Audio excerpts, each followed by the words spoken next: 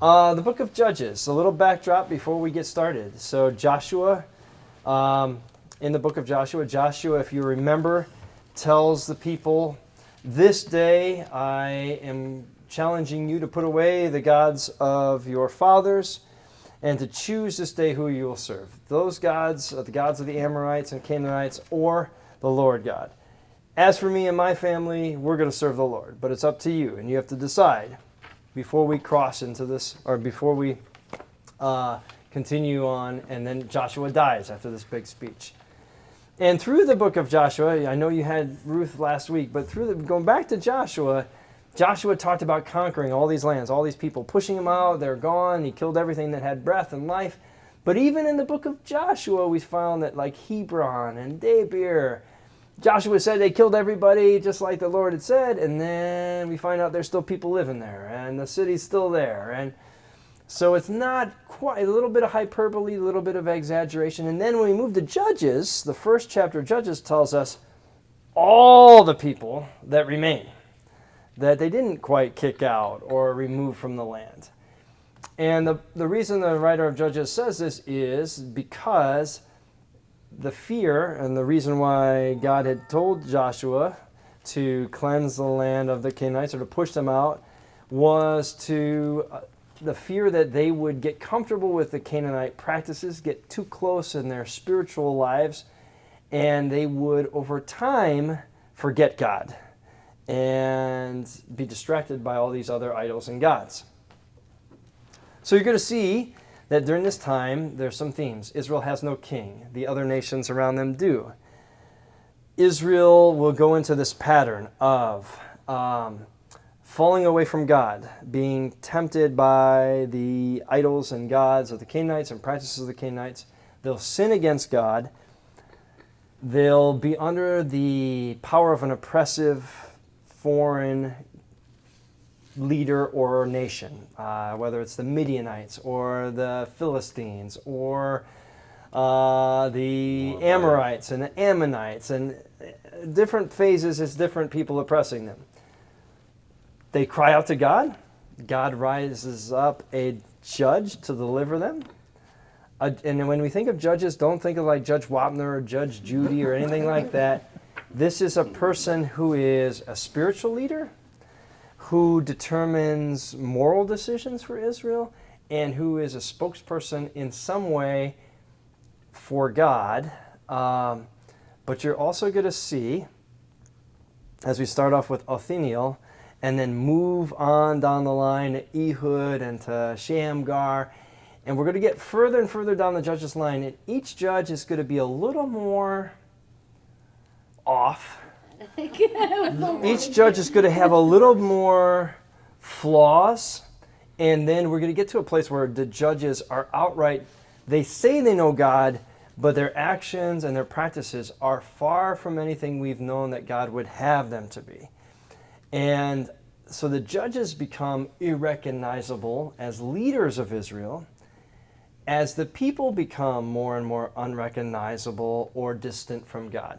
When we get to Samson, you're going to see that Samson's relationship with the women in the text and with Delilah mirror Israel's relationship or lack thereof with God, and their cheating on God with these foreign Canaanite gods. And so the story of Samson is really the story of Israel and the Canaanite people personified in Samson. And then we're going to get real dark and nasty when we get to the last two texts, the prophet Micah and the Levite and his concubine, and the civil war between the Benjaminites and the Israelites. So what I hope to do, instead of going through all of these things, what I hope to do is introduce you to some of the judges and why they're cool. So we're going to start with Ehud, chapter 3, all right? Anybody remember Ehud? He's a lefty. So we see that there's that detail. Now, how many of you grew up at a time when being left-handed was seen as not something good, or grew up in a Catholic school, and that was a devil thing if you were left-handed. And nuns did not like. That with their kids. Be- Many parents tried to. tried to force. So being left-handed was seen as not a good attribute, not a holy attribute. And that carries over to Israelite culture. The other thing, and this might be a little graphic for you, but the left hand, people were seen to be right-handed. Right hand, you want to be on the right hand of God, God's right arm of strength. Well, right hand's the hand of blessing. Left hand is the hand that you wipe with. All right. Now you say, why does that matter? Well, it's going to matter a lot in this story. So Ehud is a lefty. He puts his sword on the thigh of his right leg, which is not a place people would expect him to draw. He makes a special sword.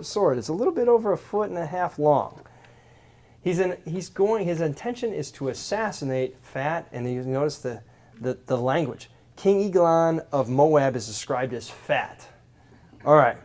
So Ehud rises up. He's supposed to go pay the tribute that they have to do every year. He goes to pay tribute, goes back to the stone statues where he introduces himself and he gains entry to the king's room. Now here's the problem. Ehud says, wait a minute, I forgot something. King, I've got something, a private special message for you that I got to tell you. Now the king is in the cool chamber. Your Bibles might have read something a little different, but basically, he's in the throne area, but it's also an area that has a private bath. And so there's 2 thrones here. And when he first meets Ehud and the special message, he gets off the throne. This language is important. Ehud says, God's got something to tell you, quit oppressing my people, and stabs him, if you notice, and it's really graphic. The fat of his gut, so you get this picture of somebody who's really been preying on the people, gluttonous, folds around Ehud's hand, he leaves the hilt in so that the dirt comes out. Basically his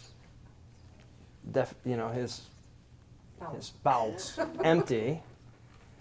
And this is a really interesting story in the Hebrew because when he leaves, he locks the doors and the guards are outside. The guards, and it reads this in the Hebrew, the guards think King Eglon is on the other throne, relieving himself. So they wait because they don't want to interrupt him while he's doing his business, left-handy. And Ehud escapes because they're embarrassed to disrupt the king while he's on the can. You see where this story has a lot of color in it. Finally, they're so embarrassed, they go in and discover the king's been assassinated. But by that time, Ehud has gone back, gotten all the armies of Israel to go fight. There's no king, no central piece to do a counter defensive plan. So the Moabites are in disarray, and Israel overthrows them. But if you're a Hebrew person reading this, you see, it'd be hard not to see some of the comedic way, some of the surprising way, and the dirty way that God uses this moment with Ehud to turn the tables on a really oppressive people. So that's judge number 2. Then we get to some spice with chapter 4 and 5. We have a woman judge who's also the first one in the Bible to be named outside of Miriam. Has prophetic voice, Moses' sister, but Deborah's the first one really to be a judge and prophetess of Israel. She is the spiritual leader of Israel. And so you must say, wait a minute, that's kind of unusual. Well, yeah, but she is, so I think of Deborah as this really strong biblical woman. And do you all remember the story? So can anybody recall what happens? There's 4 characters. There's King Jabin, who's the oppressor, and his general Sisera. Then on the Israeli side, there's Barak, whose name means lightning, who is the Israeli general, and Deborah, whose name means bumblebee. Also with some bee, Bee, you know. Muhammad Ali, you know, sting like a bee. And Deborah does. Now, do you remember the interaction though? God tells Deborah to go tell Barak, go and take all of Israel's army up to this place, and I'm going to tell you, let's see, where it takes them to Mount Tabor.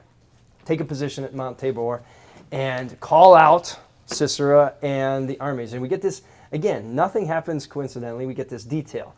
Sisera has 900 chariots of iron. If you're any, you know, if you have, for example, if you're a foot soldier today and the other army has tanks, which one has the advantage? One with tanks. Air superiority versus guys with, you know, machine guns, jet fighters. You take the jet fighters, right? So Sisera has, at that time, the technology in terms of warfare to totally rout the Israelites. Chariots are fast, they're horse-drawn, they can wheel around and surround armies of foot soldiers. They have by far the superiority. They should win this battle 10 times out of 10. So when Deborah asks Barak to go and assemble the armies, what is his reaction? I'll go if you come with me. Only if you hold my hand, Deborah. Only if you go with me. Otherwise, I won't go. Right. Right? I think maybe he thought she wouldn't go. So you're saying maybe Maybe he Barak's a little bit of a coward. Maybe. Now, it's interesting to me that if you read the book of Hebrews, chapter 11, the writer of Hebrews, who is likely a man, talks about all the faithful leaders of Israel and the judges. And he lists, well, let me just look at Hebrews 11. He lists Samson. He lists, I believe, Ehud. He lists Gideon. And he lists Barak. But Barak's not a judge, is he? Isn't he a general or something? He's the general, but the real leader was Deborah. But the writer of Hebrews omits her among the judges. Interesting. Just food for thought when we get to Hebrews. But, so he's not going to go unless she goes, and she says, fine, I'll go. But you're not going to get the victory for this. God will deliver Israel through the hands of a woman. And you think, well, at least I thought, it's going to be Deborah. Well, again, through these stories, God is working in ways that what you think is going to happen is not going to happen. And Deborah might be there, but somebody else who's a lady, who's otherwise unknown, is going to deliver Israel. So you read this story and you say, okay, there's a battle. And in chapter 4, we get this battle and we think, okay, they won. And we don't know how, but God delivered them. But if you read further in chapter 5, you discover that something happens. It rains really hard. So much so that the wadi, the creek that runs by Mount Tabor and where they've assembled, floods the plain where they're fighting. So if the plain floods, what's going to happen to all those iron chariots? You'll get stuck in the mud. Stuck in the mud. So the advantage in the battlefield becomes a disadvantage. Israel routs them. Sisera runs away. And he comes upon the tent of Yael, whose name means sure-footed or mountain goat. She's a nomadic girl, Kenite, which might not mean a lot, except that the Kenites were descendants of Moses' father-in-law, Jethro. And they're camped out. They had made peace with Jabin and his guys, but Jabin, for whatever reason, loves the God of Israel and doesn't take to Jabin or Sisera or their oppression. And so she invites him in. She covers him with a wool blanket because he's cold, because he's been rained on. She gives him milk. Why? Put him to sleep. It's almost like mothering kind of thing. Lulls him into sleep. And then, bam! She drills him through the temple with a tent spike. I mean, nailed it. And she calls out to the general of Israel, Barak. Again, who's passive in this story? Barak. And the woman says, here's a guy you're looking for. I took care of it for you. it's a powerful story of the strength of women in war that we don't see anywhere else in Scripture, and all the preconceived notions of how God should deliver are not exactly how God works. We have these ideas of power, we have these ideas of how God should answer prayers, and God says, Israel, maybe that, and to us, maybe that's part of your problem. Let me be God, and you do your thing, but let me be God. All right, we've had two really crazy judges.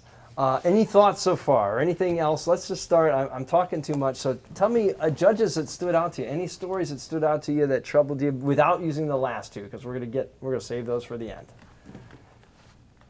We've tackled two. Are there some other judges that spoke to you or surprised you based on things you thought you knew about them before?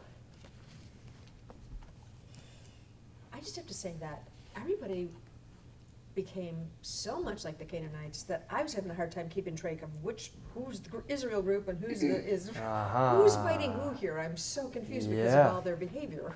Yeah, and that's intentional in the book, right? And at the end of the book, you see this repeated phrase.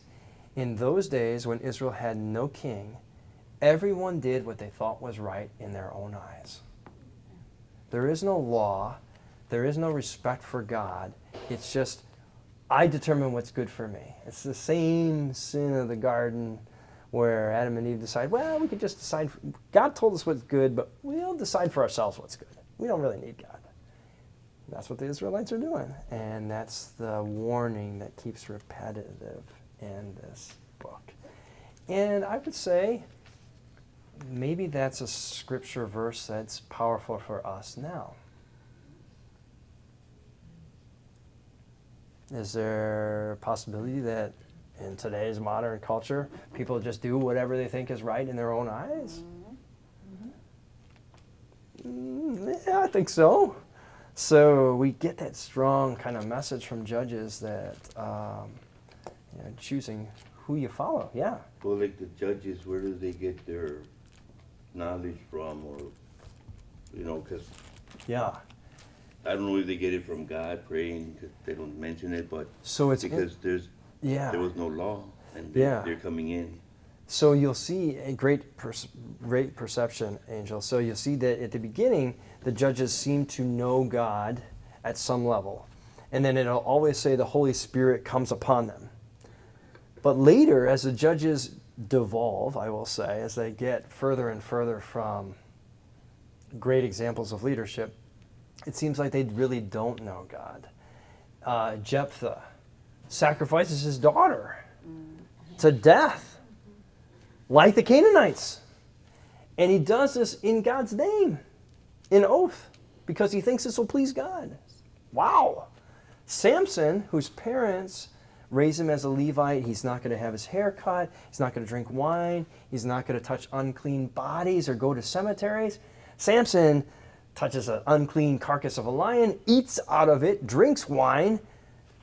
He strays from all those Nazarite But if you laws. read chapter 14, verse 4, it clearly says that the father and the mother did not know that it was the Lord's intention. Right, He was looking for an occasion right, to Right. get the Philistines. right. So, it's mind-boggling. Did God push him to do that? Did he do it? And what was the Holy Spirit Yeah. guiding him? Like, It's a really good, yeah. because that's what God wanted. So it's and he looking wasn't like, supposed yeah, to do that, and he did Samson it. is the judge for the moment. And God uses Samson in the moment to Get the Philistines. his temper, his anger to fight the Philistines. We'll get to Samson. He's a fantastic, colorful character, Samson and Delilah. Let's hold Samson for a moment, though, because we got Gideon and Jephthah in between. So which one do you want to start with, Gideon, since it's... Can we start with Gideon? Yeah. Because Go ahead. he was one that was interesting to me just to see the transformation. He started out like such a scaredy cat. I'll do it if the blanket's wet. I'll do it if the blanket's dry. I'm going to test you one more time. I really, really, really don't want to do this. And then by the end, he's like the Avenger. He's like a bloodthirsty. I mean, he just turns into something that I wasn't foreseeing him to become that person that he was at the end. Ah. So Gideon starts off with his father. You know, first he doesn't recognize God at the threshing floor. He makes a meal. God burns the meal up, and then the angel of God goes up in the flames. So miracle number one, that Gideon should recognize that God is present. But that wasn't enough for Gideon, right? Then God goes and tells him to get rid of his father's altar to Baal, the fertility god of the Canaanites. Just as an aside, so Baal, the Canaanite language for this fertility god, who is a god of thunder, rain. This will come into play in 1st and 2nd Kings as well, along with Asherah, or Ashereth, the fertility goddess. So the Israelites, there's a lot of evidence archaeologically that they adopted a lot of Baal practices. They worshipped in the high places. They had Asherah poles and idols to Baal. There are places in Scripture that tell us they're worshiping Baal. And so this is one of our first exposures to this Canaanite god. But one aside is the Baal, that El means Lord in Canaanite language. The Israelites use that language, El Shaddai, El Elohim. They use that Lord language from the Canaanites to describe another name for Yahweh, another name for their God. So they borrow, again, faith doesn't always happen in a vacuum, they borrow some of the language from the Canaanites to describe who they believe God to be. But again, one believes this, one believes this. They kind of have some overlap and cross-contamination, if you want, between how they see God. So God tells him, wipe out this altar to Baal, get rid of all the idols, bring the people back to me. Gideon says, okay, I'll do it if I can go at night, and I can take 10 of my friends with me, because I don't want to do it by myself, and I certainly don't want anybody to know. So he again shows he's kind of a little bit of a coward. And it's really interesting. Again, the language is really powerful, because when the angel greets him, what does he say? Mighty warrior. Behold, mighty warrior. Yeah. Gideon's looking around thinking, who, me? And he's hiding in the wine press, beating his wheat.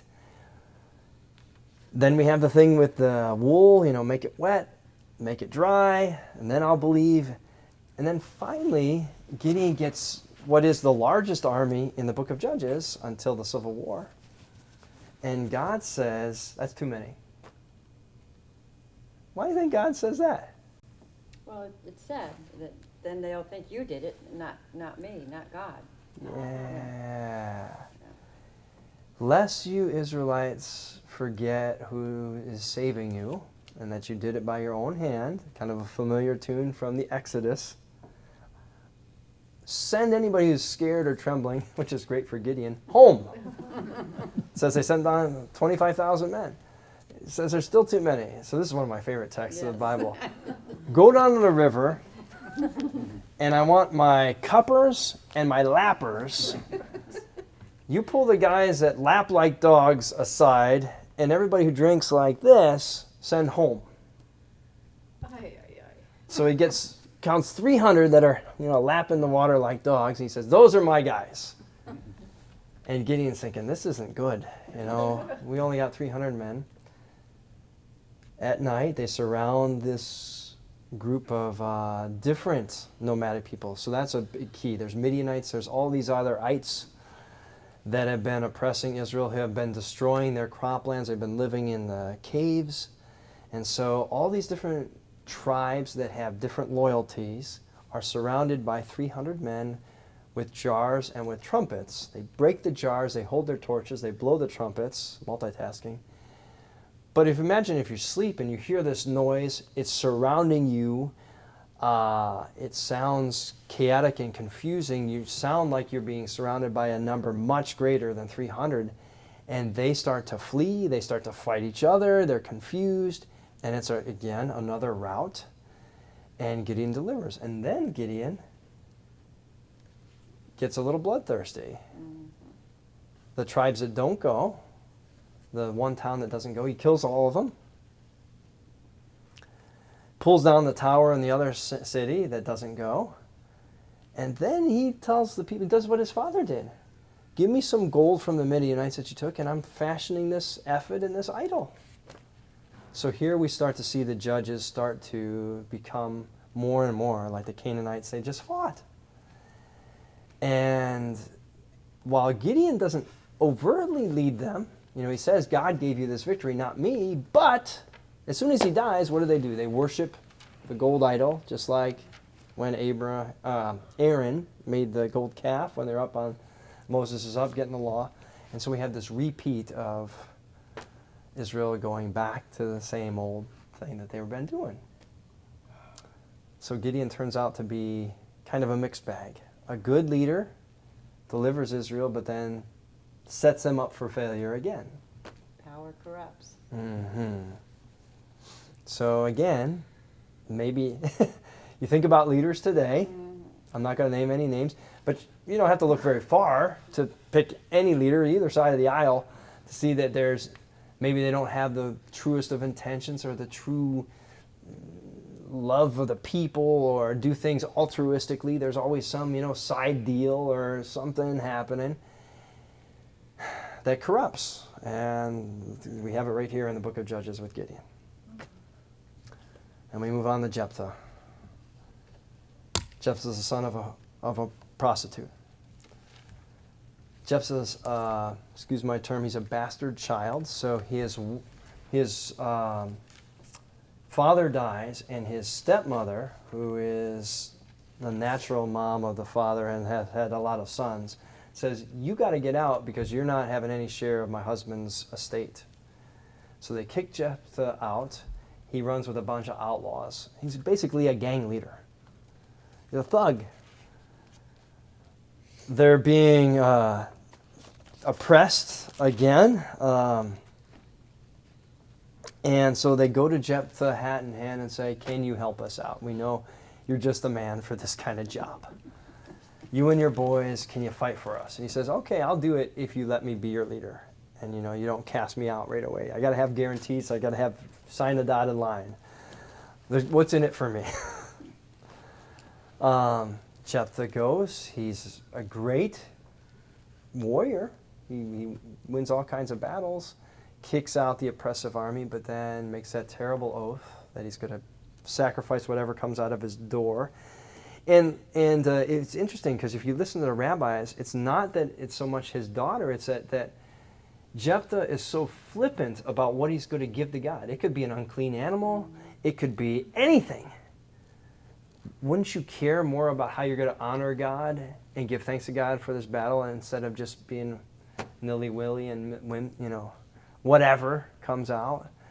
And then instead of saying, I know God wouldn't want me to do this because God abhors this practice. It's a main thing that the Torah says that God doesn't like about the Canaanites is they're sacrificing their children to the flames. Instead of realizing that and saying, I was wrong, God forgive me, I don't want to do this, I made a mistake, he goes through with it. And I think, what kind of leadership does Israel have? This is horrible. This is what we've become, the people that were our enemies. And so I guess the question would be, if you hate something so much and it changes your heart, do you become the thing you hate?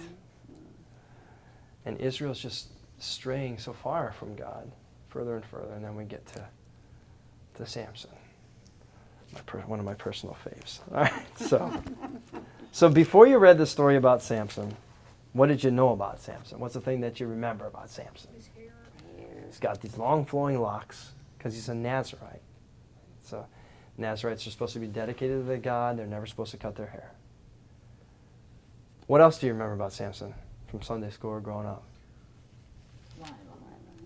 He's wild and Delilah. He's married to Delilah. And he's strong, right? He's strong. Whew. All right. So when you read this story, what were some things that stood out to you? It wasn't the story I remember from Sunday school. No. They don't teach the kids all the details usually of Samson. So and when I say that this story really reflects Israel, and is personified in Samson. What kind of things strike you that might mirror that? Well, he was almost stupid. I don't know, almost. I mean, he was so prideful that it turned to stupidity. I mean, the women are telling him time after time after time what they're going to do to him, and he just falls right into it. Yeah, I You couldn't, know? I said, what Man, Ah. how many times do you? So, you start off with the first woman who doesn't have a name. She's a Philistine, an enemy. The warning is don't marry foreign wives, they'll corrupt you. He tells him a riddle, right, for clothes. Riddle turns out to be the lion he secretly killed, didn't even tell his parents. Nobody knows.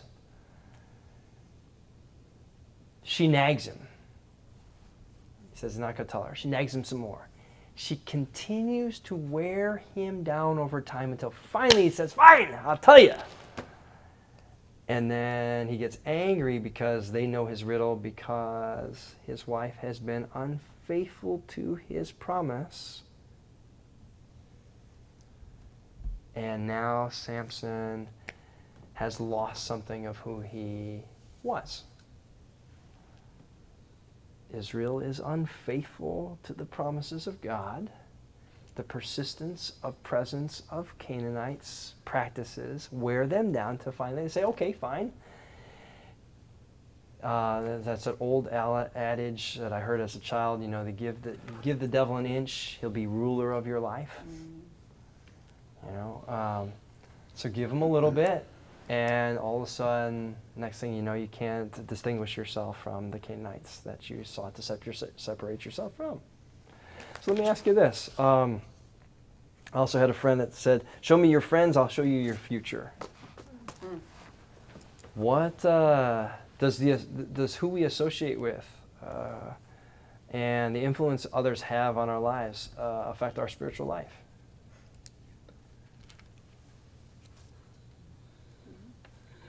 Positively or negatively. I think the book of Judges preaches that in spades. So Samson gets on it, you know, he gets like kind of angry. He kills a bunch of people from the Philistine village, gives their clothes to the people who solved his riddle, and then he goes home. And, you know, anger subsides, but his wife is given to his friend. Gosh. He goes to visit his wife. It's this very kind of heartbreaking story. He goes to visit his wife, to see his wife. Her father says, sorry, can't see her because I gave her to your best man from the wedding. What? Samson goes crazy again, captures a bunch of foxes, ties torches to the tails. I mean, it's kind of absurd, really, but he sends them through the fields, and they burn down all the Philistines' crops, and they're all upset. They go talk to the people of Judah and say, we're going to fight you. And they say, no, it's Samson's fault. He's just a hothead. Forgive us, kind of groveling. We'll take care of it. We'll deliver him to you. So Samson says, fine. Tie me up with some, fresh cords. And they do. And Samson says, breaks the cords and whoops them again. Philistines are mad. Samson says, I see this girl Delilah. I want Delilah. You shouldn't marry her, his parents said. Can't you find a good Jewish girl? Keep it in your tribe. You can see somebody saying that today. Nope, she's the one I want. How many of you ever had a family member be in a relationship with somebody, and as a family member, you're biting your tongue because you're like, this person is bad for you? Maybe you've been in that relationship. This person is not good for me, but they're the devil I know, so I must stay in that. And so Samson just cannot be swayed from Delilah. Okay. So two people that are going to feed on each other's weaknesses. And it's not going to be a healthy relationship. Clearly not. Delilah tells him flat out, I need to know the source of your strength so that I can tell my people. And he knows that he shouldn't tell them. Why would he tell his enemies his greatest strength? But, so he lies to her. And then she said, oh, if you really love me, see that emotional manipulation, if you love me, you would tell me.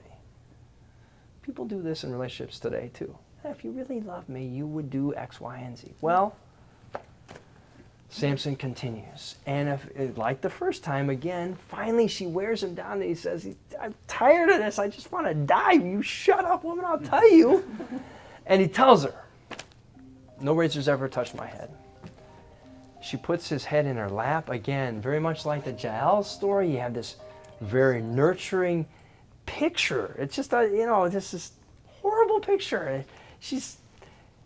You know she's going to do something terrible to him, but she's like, oh, my Samson, stroking his hair, putting him to sleep, shaves him, binds him, gives him to the Philistine. They gouge out his eyes. He can't see.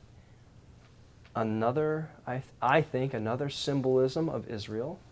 You're blind to where your power came from. You gave it away cheaply. You sold your relationship for God for what? And now Samson's being made sport of in this temple.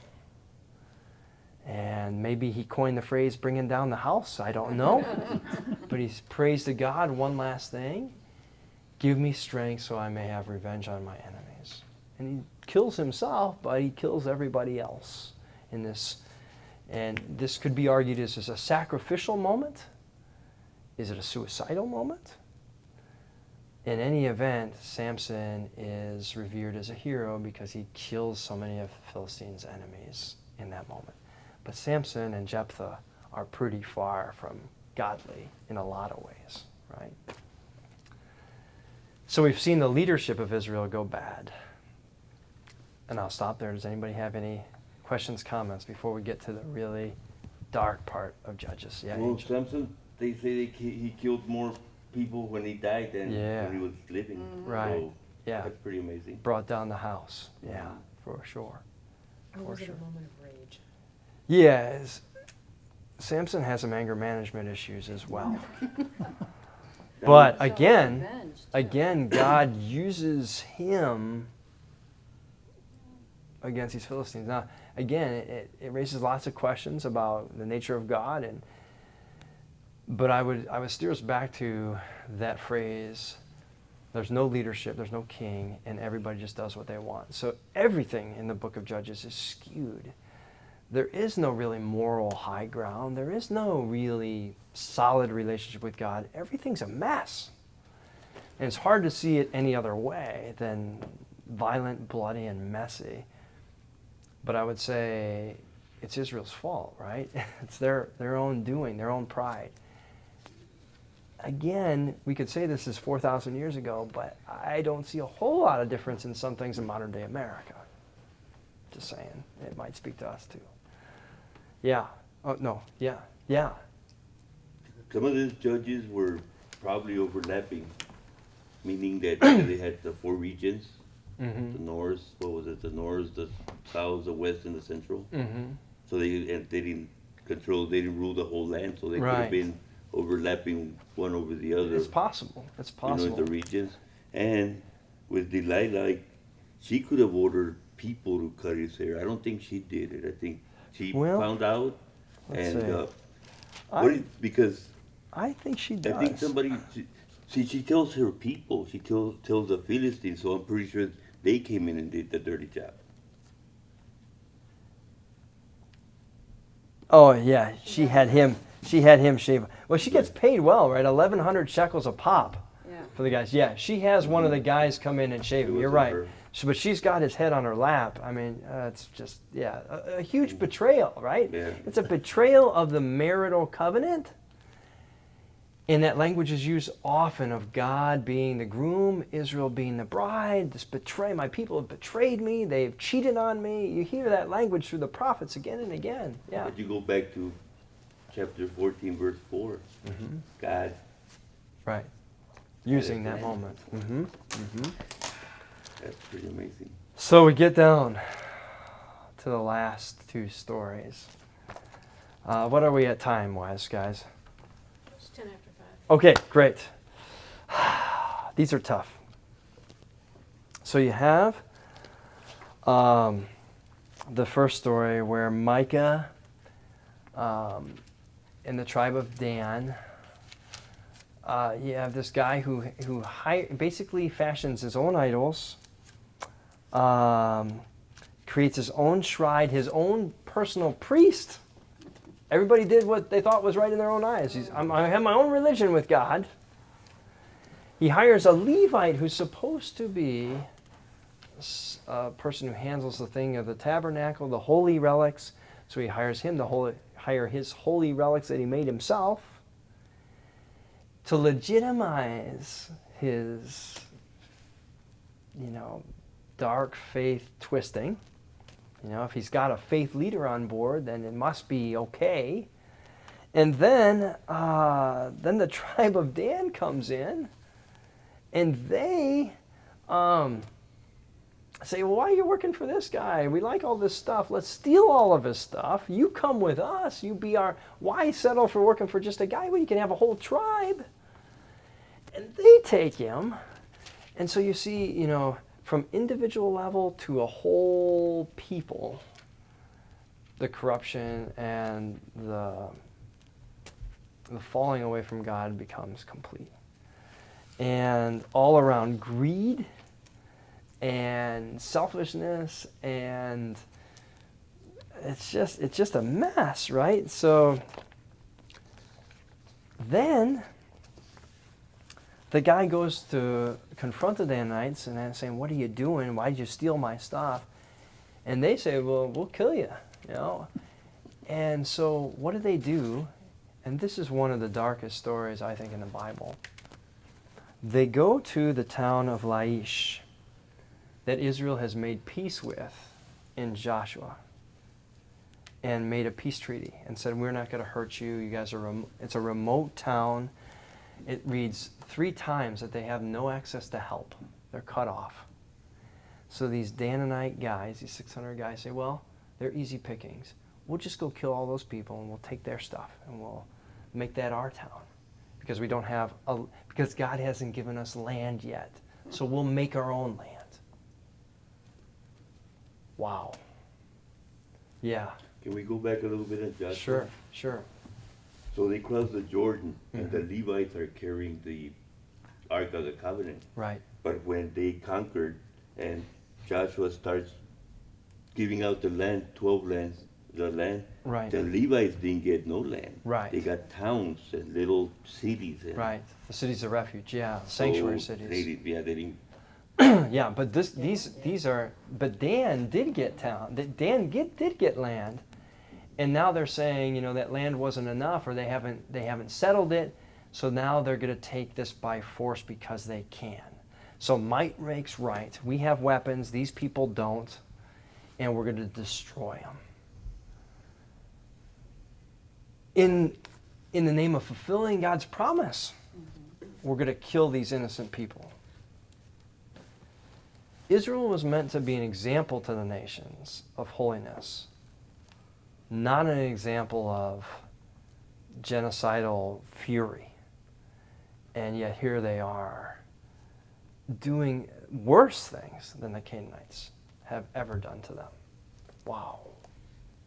We have derailed completely as a people. And then we have the last story. So let's get to that Levite concubine in chapter 19. All right. We're going to look at this more in depth. The Levite, as Angel mentioned, they are holy men. They don't have land other than the cities of refuge. They're set apart to be holy leaders of Israel. We have a situation. Now, it depends. I'd be interested to hear what in 19 verse 2, what do your Bibles read? His concubine, what? Became angry with him, and she went away from him to her father's house at Bethlehem in Judah, Okay. and was there some 4 months. All right. What does anybody else's verse 2 of your translation of Scripture read differently? Then she became angry with him. She was unfaithful. That's different. That's a lot different, Yeah. right? So the Hebrew word is closer to, there's a disagreement, an argument, anger between them. There are a couple of occasions when that's used, that disagreement comes over an infidelity, but it's not a, it's more of a rarity than the norm for this word. So some Bible translations translate it as she's been unfaithful. She's slept with somebody else or cheated on him. And others that she's had an argument with him. And she's left because she's angry. It makes a big difference, right? So she stays with her father's house for 4 months. He goes to speak tenderly to her and bring her back, verse 3. And he had with him his servant and a couple of donkeys. Father meets him with joy and is trying to get him to stay at the house again and again to try and get this, I think, to get this couple soothed over, to help them repair whatever has happened between them. And eventually, after several nights, the man declines to stay on the 5th night, and he and the concubine, his donkeys, and the servant boy leave. But the key is it's late in the day. This story is going to have a very strong mirror to Sodom and Gomorrah. He goes to the town square as he's traveling. First, as he's traveling, he says, well, the traveling companions, the concubine and his servants say, hey, here's Jebus, which will become Jerusalem. It's closest. Let's go stay in this city. And the Levite says, no, I'm not going to stay amongst foreigners. We'll go to our own people. They'll take care of us. They'll show us hospitality. So let's go, instead of going to Jebus, let's go to Gibeah, where it's an Israelite town, and they'll treat us as family and kin. Goes to the square, nobody's showing up. Nobody's taking him in. Nobody's offering him shelter. Very much like Sodom and Gomorrah and Lot. An old man comes. I think this is significant, that generationally, he's from another time. A man from Benjamin, not of the tribe that Gibeah belongs to, by the way. So he's an Israelite, but he's not from this town. He didn't grow up here. Also significant. And he says, of course, I'll take you in. He shows him hospitality, which is the right thing to do. But as he's fed his animals, he's fed the man and the woman, given them water, washed their feet, the men of the town come and say, the men of Ephraim, send out the man that you took in. We want to basically sodomize him. We want to rape him. And if you go through, so again, so much similar to Sodom and Gomorrah in Genesis. The master of the house goes out to them, verse 23, don't act so wickedly. This man is my guest under my protection. Don't do this vile thing. And again, like Lot and Sodom and Gomorrah, here's my virgin daughter and his concubine. Take them. Now again, we read this in a modern sensibility and say, how could he do such a thing?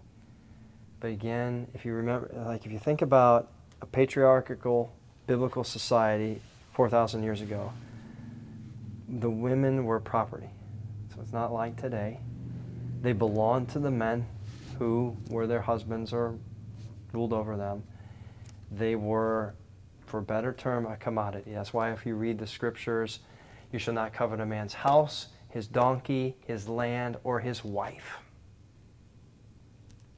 So it's not apples and apples to today.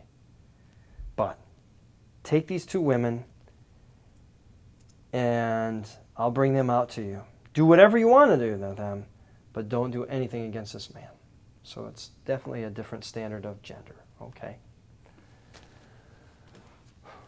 But that was seen as the honorable thing to do because he promised to protect this man's life. That was Middle Eastern hospitality. You come under my roof, nothing bad will happen to you while I watch over you.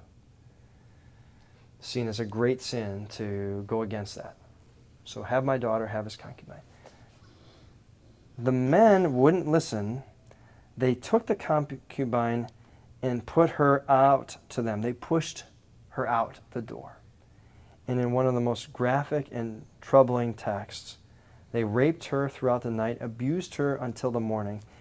And you see this picture. Again, the book of Judges paints these really potent images. We had the one of Samson in her lap. We had Yael with the milk and the covering. Here we have this woman grasping the door, the threshold of the door with her fingernails, trying to get back in the house. And she's laying there in the morning. And the Levite slept through it. Slept through it all night, gets up. First words as he opens the door and sees her laying there is, "Get up, let's go." There are no good guys in this story. The Levite is not an example of good faith either. He puts her body on his donkey, rides off. We're not sure at first when he cuts her up if she's dead or alive. Later we'll discover she's died. But you don't know that as you first read the story. He cuts her into 12 pieces, sends them out to the tribes, and says, "What has become of us? This is what happens in Israel." And they go to war, civil war against Benjamin. And the Israelites lose twice to the Benjaminites. They're asking, it's interesting because they seek God in asking, should we go fight? And God says yes. And they go and they get beat. They go again and ask. God says yes. And then finally, they defeat Benjamin and almost eradicate. You got the talk back. They eradicate the tribe almost entirely. There's only 600 men left. And then their solution to repopulate Benjamin is horrible as well. They're going to go to this town, kill all the married people, take all the virgins and give them to the Benjaminites for wives. And then when that's not enough, when the women of Shiloh come out to dance, they're going to kidnap those women and give them the Benjaminites for wives to repopulate. This story is awful. At every turn, it's awful. The capacity for the people of God to do horrible things when they've distanced themselves from God. They're irrecognizable. They're violent. They're brutal to each other. And the book ends with, when there was no king, everybody did whatever they thought was good in their own eyes. Without God, you can turn into a lawless people, corrupt and irrecognizable from who you started off to be. That's the lesson of Judges. It's bloody, it's brutal, but I kind of like it because it's blunt. And it says, danger, Will Robinson. If you forget your God, you can look in the mirror and forget who you're supposed to be. Angel. What Judges is God letting them know that when you sin, it's not going to go unpunished. Yeah, and You know? they reap what they sow, right? They end up destroying themselves. So it also, though, on a positive note, sets up, in the time when there was no king, there's a vacuum of power. There's a vacuum of leadership, good leadership. And it's going to set up the prophet Samuel, King Saul, King David, and the line of David in 1st and 2nd Samuel that we're about to read. Pastor Michelle will lead you in 1 Samuel next week, and then I'm going to jump in 2 Samuel. But as you're looking into Samuel, you're going to start off right off the gate with the priest Eli. Eli's coming, hide your heart, girl. No, not that Eli. Oh, okay. The prophet Eli and his two sons, Phinehas and Hophni. And I want you to notice as you're reading 1 Samuel how Phinehas and Hophni and Eli are mentioned, and then right after they're mentioned, always Samuel is mentioned.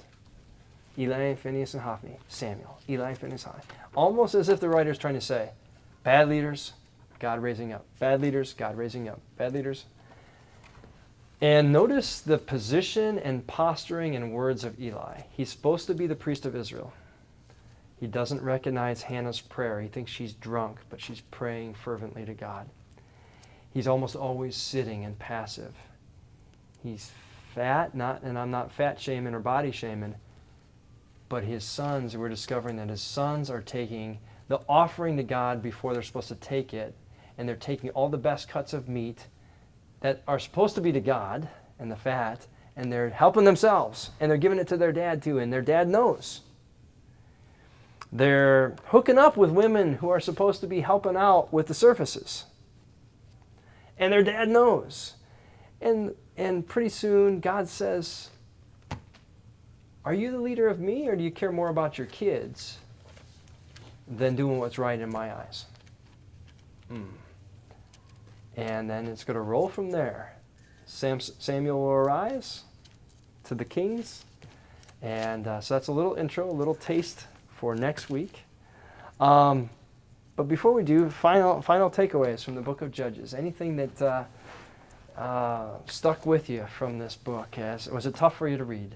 I just have a question. Yeah. So, I take it that God had a plan with respect to who the judges were going to be. That when Israel cried out for help, that God had a plan for who would stand up and be a judge. Mm-hmm. And so, his selection of judges seemed to get progressively worse. Well, and the question is it the selection pool? Well, yeah. I'm tending to think that there's not, the pickings are getting worse. His pickings. So God is using what God's got to work with, Yeah. because Israel has fallen off the holy wagon badly. Yeah. But God still uses these people to do some amazing things. So, to deliver Israel in times when they're, Well, like with Samson, yeah. he went to his, the angel went to the parents. Yes. So, I Yeah. mean, he wasn't there already. God. Right, yeah. So, what happened? Yeah, God, yeah. But Samson, Samson, he's prideful, right? He does his own thing, even though his parents try to raise him. I mean, how many kids, you might raise them in faith, but they might choose their own path. So Samson has a lot of that in him, yeah. I mean, it's a very human book. It's a very human book. I keep coming to chapter 14, verse 4, where God wanted that. So Yeah. I keep. Yeah, and it works out, right? Samson does deliver Israel, and the end is what, they're freed from the Philistines, so it works. But it's also a microcosm story about what Israel's becoming. Yeah. I thought it was so weird that with the whole vow and the daughter with just, I was like, you did all these other things that you weren't supposed to do and you had no problem, but once you made that vow, you had to stick with that vow. Yeah. And I was like, that was the one thing to stick with. It just, that seemed really incongruous to me. He It was seems like a weird- morally loose man that is able to, But kind of that- turn. Yeah, but let's stick to that. Right. That was weird to me. Well, that's the most egregious thing he could have done, right? I mean, Yeah. it is the gravest sin of Israel, or that they could mirror the Canaanites in, and then they pass that goalpost and do worse. From there, it gets worse, a lot worse. Yeah. So, oh boy. Well, thank you again, guys, for the book of Judges, for joining in. Samuel has a little more positive messages in it, but some hopefulness that maybe Judges doesn't always have. But I hope you gain some appreciation from this book, which I think is